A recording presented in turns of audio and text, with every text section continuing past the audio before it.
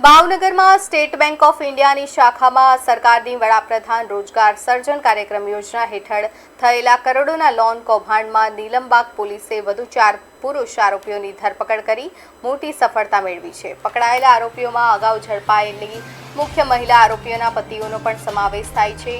પોલીસના જણાવ્યા અનુસાર લઘુ ઉદ્યોગને પ્રોત્સાહન આપવાના બહાને બોગસ દસ્તાવેજોના આધારે ₹1.35 કરોડની લોન મેળવી બેંક સાથે છેતરપિંડી આચરવામાં આવી હતી. આ મામલે પોલીસે તપાસનો દોર લંબાવીને વિવેક લાલવાણી, પિયુષ શાહ, જીતેશ રાઠોડ અને નિખિલ પંડ્યાની ધરપકડ કરી છે. ઉલ્લેખનીય છે કે આ કૌભાંડમાં અગાઉ એસબીઆઈના ચીફ મેનેજર, 2 એજન્ટો અને 4 મહિલાઓની ધરપકડ થઈ ચૂકી છે. હવે મુખ્ય મહિલા આરોપીઓના પતિઓ સુધી પોલીસના હાથ પહોંચતા આગામી દિવસોમાં આ કૌભાંડમાં વધુ ચોંકાવનારા ખુલાસા થવાની શક્યતા છે.